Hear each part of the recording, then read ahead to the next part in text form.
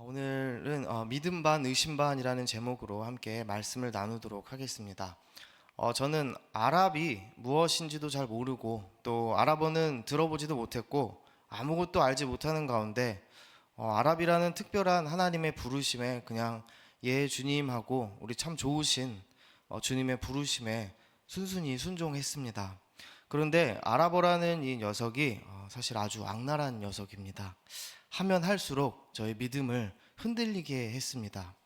여러분, 보통 외국어를 하나 하면은 여러 나라에서 그 언어를 사용할 수 있습니다. 그럼 아랍어는 어떨까요? 아랍어는 무려 22개국이 아랍어를 사용하고 있습니다. 그런데 문제가 하나 있습니다. 제가 배운 아랍어는 우리나라 말로 굳이 표현을 하자면 표준말 아랍어입니다. 이슬람교가 사용하는 경전, 우리가 사용하는 성경과 같은 그들이 사용하는 경전 꾸란의 언어입니다. 그들에게 있어서 아주 거룩한 그런 언어입니다. 그러다 보니 문제가 이 언어는 발전을 하지 못합니다. 보통 언어는 세월이 흐르면서 문법이나 발음 등이 다 쉬워지는데 아랍어는 변하지 않습니다. 옛날에도 어려웠고 지금도 어렵고 내일도 어렵습니다. 그러다 보니 각 나라별로 이 표준말 아랍어를 사용하지 않고 자신들의 고유한 쉬운 아랍어를 만들어서 사용합니다. 그런데 이게 우리나라의 단순히 사투리 수준이 아니라 완전히 다른 언어가 됩니다. 그리고 비슷하다 해도 실생활에서는 잘 사용하지 않습니다. 예를 들면은 이런 식입니다. 모두가 한 재미있는 친구가 저기 있다고 칠 때, 야, 너 참 센스가 좋다. 너 진짜 웃겨. 야, 얘 진짜 웃겨. 라고 이렇게 구어체를 사용할 때 오래되고 딱딱한 그들의 경전의 언어를 배운 그런 문어체를 사용하는 저는 그런 와중에 이렇게 말하고 있는 겁니다. 그대의 행태가 심히 익살스러워 웃음을 금할 수 없구나.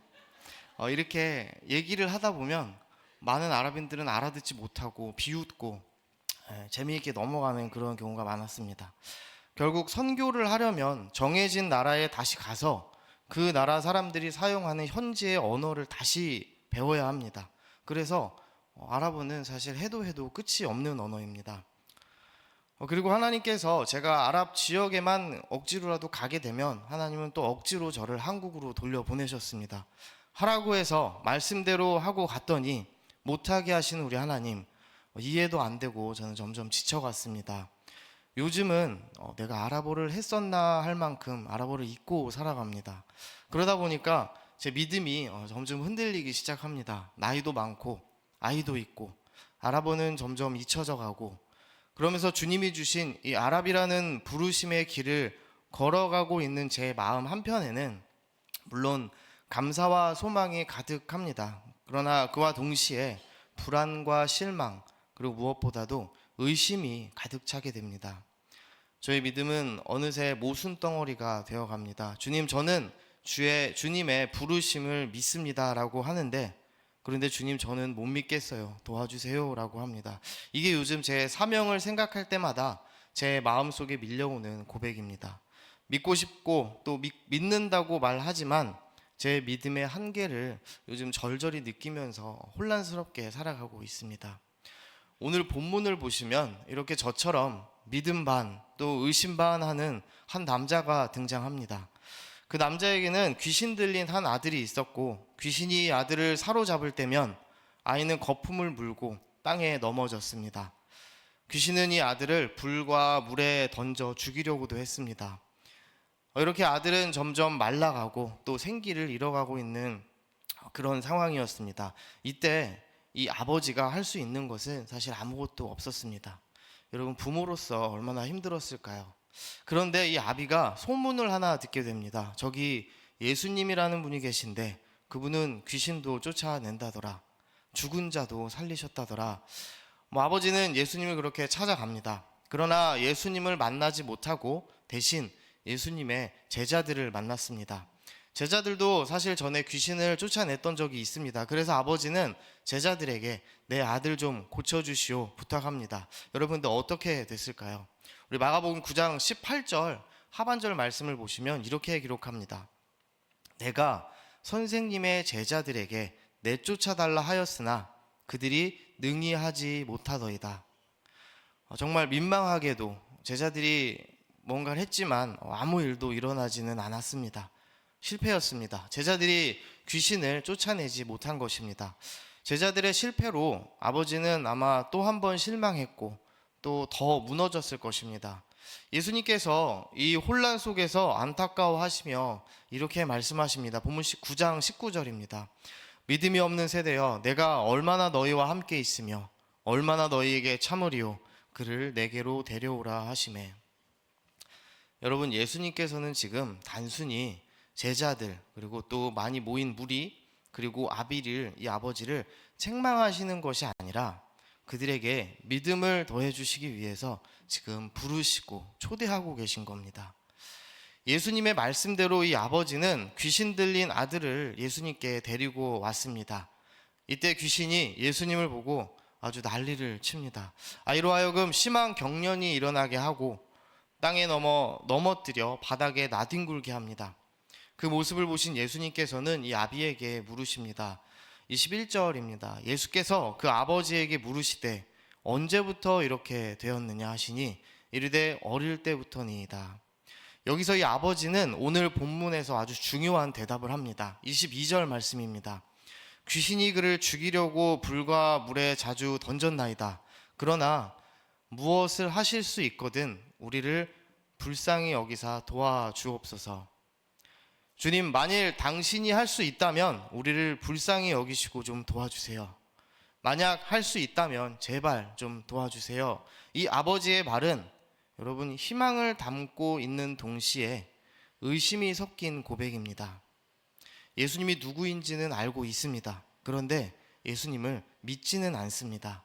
예수님의 능력을 들었고 그분이 행하신 기적들을 알았음에도 여전히 이 아버지는 확신을 갖지 못하고 있는 것입니다. 그런데 여러분, 이렇게 확신을 갖고 있지 못한 이유가 무엇일까요? 제가 혼자 좀 생각을 해봤는데 만일 제가 이 아버지였다면 그랬을 것 같습니다. 내 아들이 지금 고통이 너무 오래됐잖아. 이건 사실 좀 고치기 힘들지. 예수님의 제자들도 전에는 귀신을 쫓아냈었지만 지금은 실패했잖아. 이거 안 돼. 여러분, 제가 사실 이랬습니다. 알아봐? 발버둥 쳐봤는데 길이 없어. 하나님이 하실 거 믿는데 가능성은 없어 보여. 본문의 이 아버지도 지금 그러고 있습니다. 여러분, 오랜 고통과 또 반복된 실패 속에 아버지는 눌려있고 갇혀 있습니다. 아들이 고쳐지기를 간절히 바랐지만 그 마음 한 구석에는 이 병은 사실 고치기가 쉽지 않지라는 생각이 떠나지 않았을 것입니다. 복잡하고 또 혼란스러운 마음이 이 아버지 마음속에 함께 공존했던 것입니다. 그런데 이 아버지 예수님의 부르심 앞에서 이 문제를 가지고 예수님께 나아갑니다.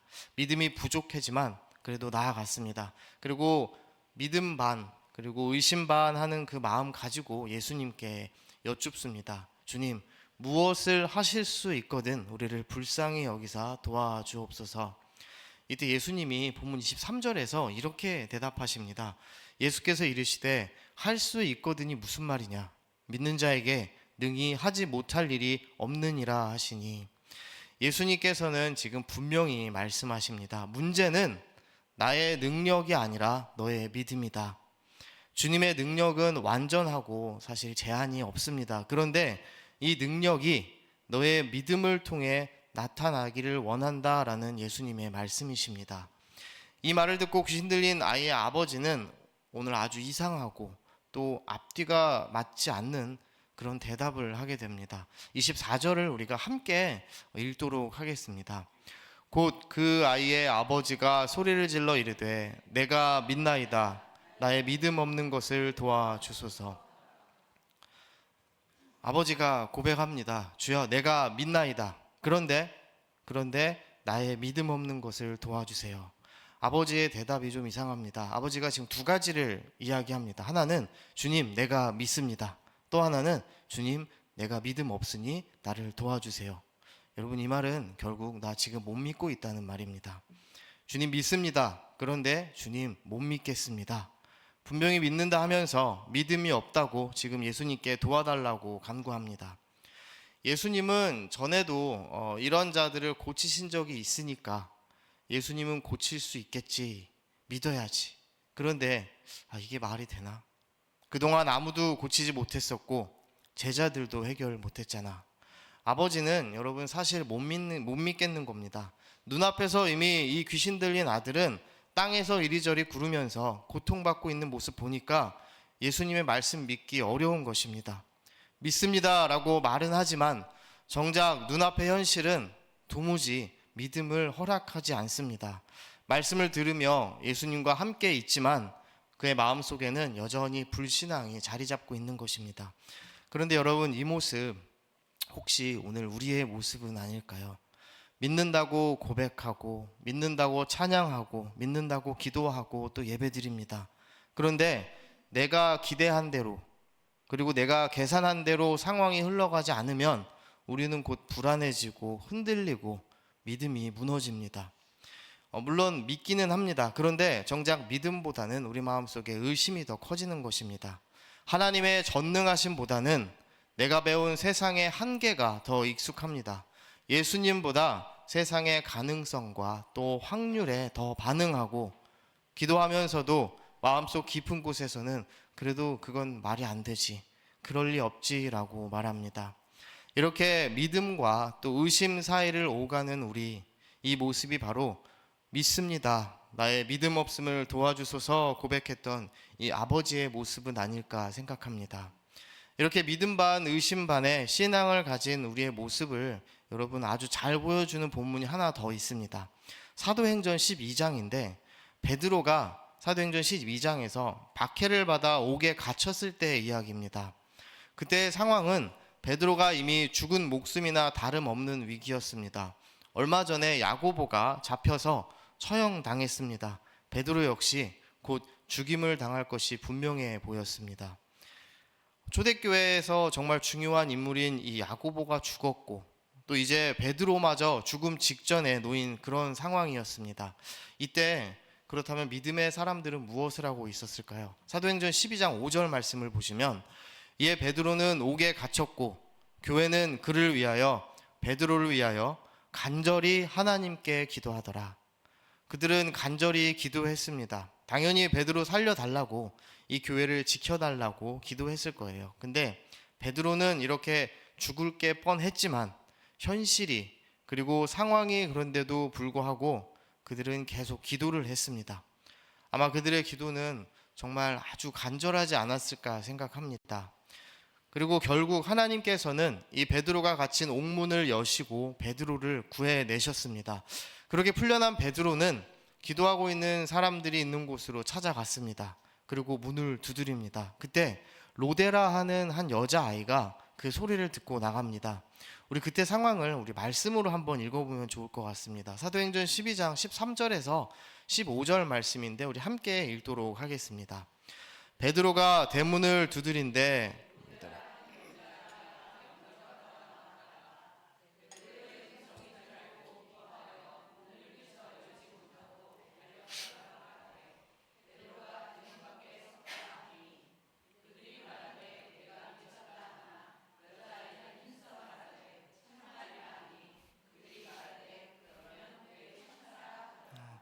베드로를 위해서 그렇게 기도했던 사람들이 정작 베드로가 살아 돌아왔더니 그 소식을 전한 여자아이 보고 본문에서 미쳤다고 이야기합니다. 그리고 15절 마지막에서는 여자아이가 아니다, 진짜 베드로다 했더니 이 사람들이 아마 그를 지키는 그의 천사일 거라고 이야기합니다. 여러분, 그들은 기도는 했지만 믿지는 못했습니다. 베드로가 살아 돌아올 것이라고 생각하지 못했고 하나님의 능력은 생각하지 않았습니다. 여러분, 그런데 우리도 그렇죠. 기도했는데 마음이 무거운 이유가 무엇인가요? 못 믿기 때문입니다. 의심합니다. 왜냐하면 하나님의 일하심은 너무 놀랍고 또 때로는 우리의 상식을 벗어나서 그런 것 같습니다. 여러분, 우리는 이렇게 믿는 척하는 못 믿는 그런 사람들입니다.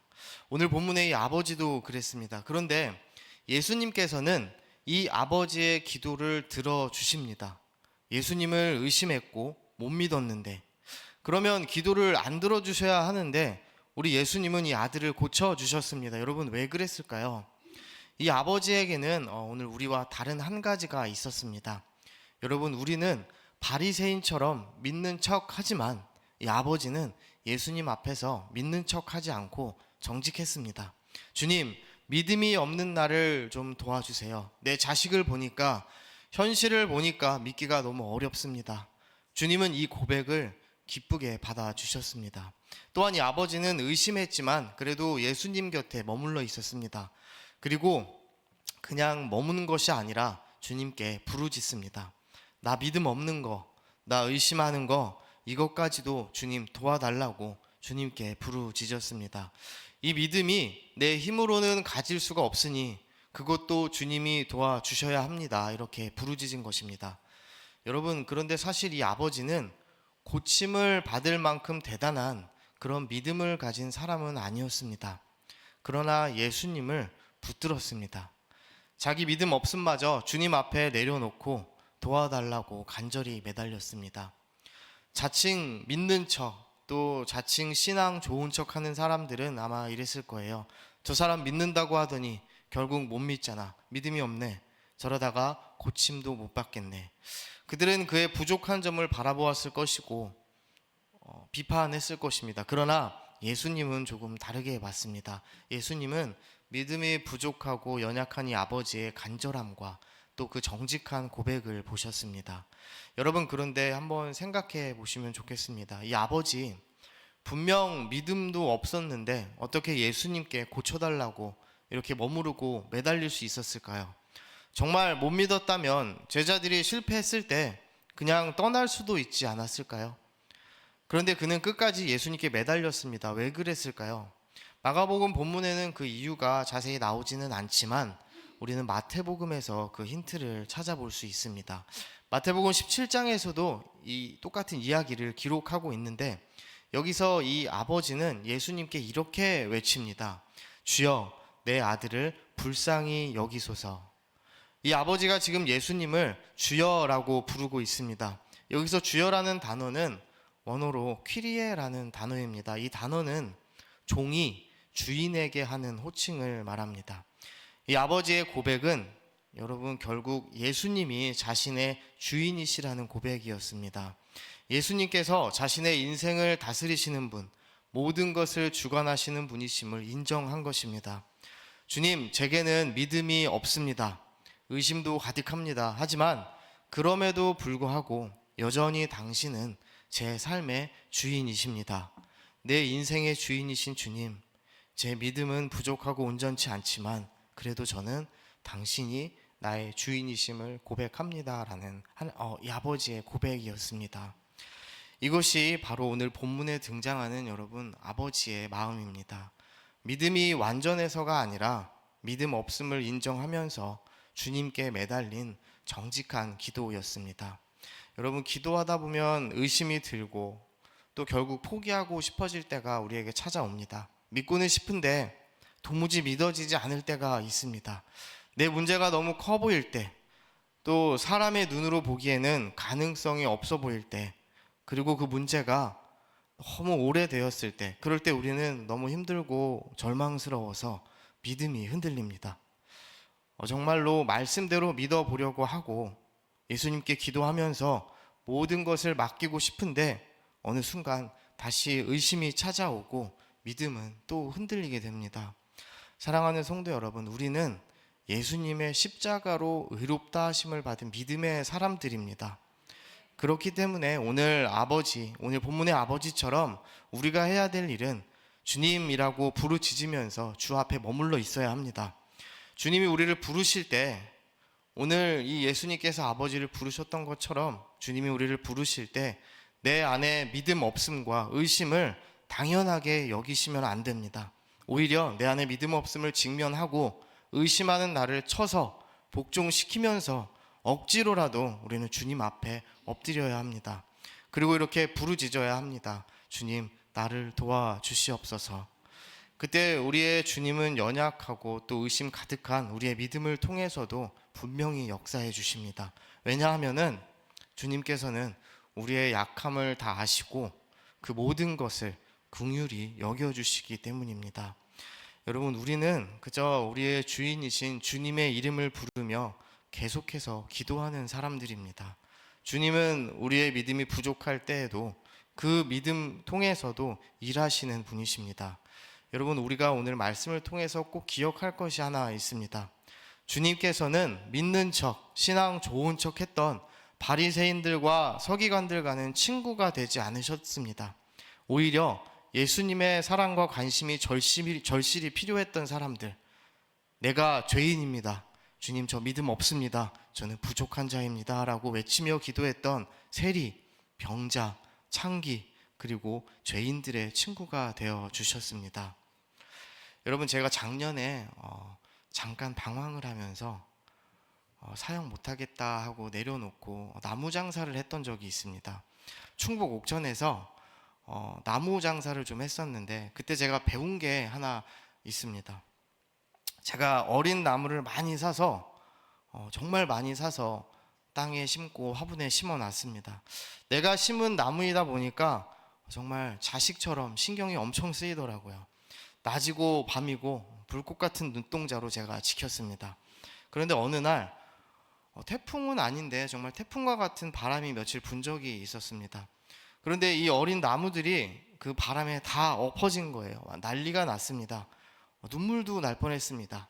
자식 같은데 나무, 다 돈인데 이게 무너지고 뽑힐라 하고 뿌리가 드러나고, 제가 비를 맞으면서 막 그 밭을 다니면서 세워놓고 화분을 세우고 안에 들여놓고 옮기고 난리를 치고 있었는데, 동네에 제가 진짜 싫어하던 자칭 나무 전문가라 말하는 한 반백수 아저씨가 계셨습니다. 이 아저씨가 오셔서 굉장히 참견을 많이 하셨어요, 제가 나무 장사할 때. 근데 이런 말씀을 하시더라고요. 나무가 좀 흔들린다고 죽는 게 아니여, 바람 불면 걔도 흔들려야지. 그런데 흔들리면서 뿌리가 더 튼튼해지는겨, 그냥 내비둬, 이렇게 사투리로 말씀하시더라고요. 이날 이 반백수 아저씨의 말이 저에게는 마치 주님의 음성처럼 들렸습니다. 종호야, 바람 불면 흔들려야지, 걱정하지 마, 너가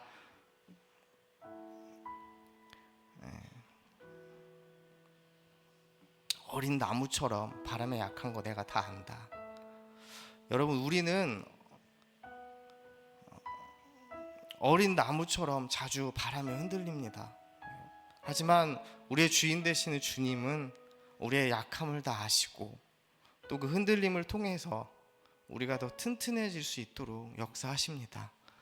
사랑하는 성도님들, 세상에서 우리는 흔들리는 것이 정상입니다. 또 믿는다 말하면서 의심이 들 수 있습니다. 믿음의 성도도 바람이 불면 흔들리는 게 당연합니다. 그런데 성도는, 오늘 주님이 말씀하시는 주님 따르는 제자, 우리 성도는 바람에 흔들리고 엎어지는 것에서 멈추지 않습니다. 여러분, 바람이 불 때 성도는 주님 부르짖으면서 기도의 뿌리를 더 깊이 내리는 사람들, 여러분, 이게 진짜 성도입니다. 사랑하는 성도 여러분, 오늘 우리가 이런 성도 되기를 간절히 소망합니다. 하나님께서는 완전한 믿음을 요구하시기보다는 믿음을 구하는 자를 기다리십니다. 믿음 반 의심 반일지라도 주님 믿고 싶습니다, 믿음 더해주세요 외치면서 주님께 엎드리는 자를 찾으시고 그런 우리를 결코 외면하지 않으십니다. 오늘 말씀을 받은 우리가 그렇게 주 앞에 정직히 기도하고 주님의 능력을 경험하는 성도 되기를 이 시간 간절히 소망합니다.